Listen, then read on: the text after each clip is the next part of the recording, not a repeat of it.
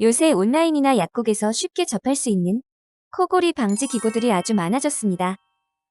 이런 기구들은 구강 내 장치부터 비강 확장기, 코 스프레이, 입 벌림 방지 밴드 등 그 종류도 다양합니다. 과연 이렇게 시중에 판매되고 있는 다양한 코골이 방지 기구 제품들이 정말 코골이에 효과가 있을까요?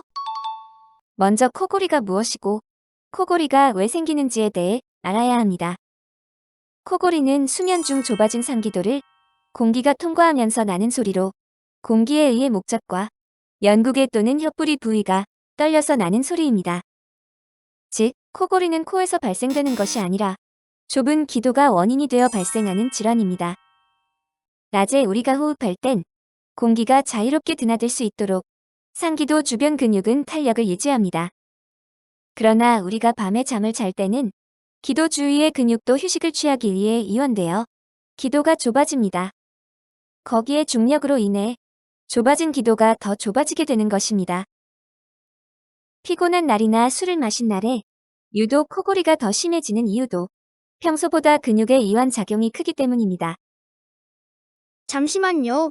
이 영상이 도움이 되고 있다면 구독과 좋아요 꼭 눌러주세요. 좁은 기도로 인해 발생되는 코골이를 단순히 비강을 넓혀주는 코 속 장치나 입을 막아 코로 숨쉬게 하는 밴드로 과연 치료가 가능한 걸까요? 아닙니다. Nope. 물론 경미한 코골이 같은 경우 코골이 발생이 좁은 기도가 원인이 아닌 비염이나 코막힘 등의 코 질환으로 발생되는 경우도 있습니다. 그런 경우라면 이런 장치들이 비교적 효과가 있을 수 있지만 코 질환이 코골이의 원인인 경우는 전체 코골이의 10%도 채 되지 않습니다. 코골이는 단순 코골이와 코골이를 동반한 수면 무호흡증으로 나뉘게 되고 시간당 무호흡 지수에 따라 정상, 경증, 중등도, 중증으로 나뉘게 됩니다.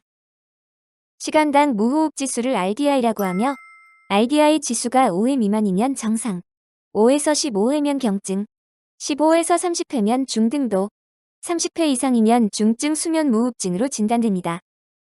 단순 코골이는 보통 옆으로 자도록 수면 자세를 교정하거나 체중을 감소하는 등 생활 습관을 조금만 개선해도 큰 효과가 나타나며 경증 환자 중 소수의 환자는 구강 내장 질환은 마우스피스처럼 생긴 보조기구로 치료가 가능합니다. 그 외 중등도나 중증 환자들은 수술적 치료나 비수술적 치료 중 가장 효과적인 양압기 장치를 통해 코골이를 치료할 수 있습니다.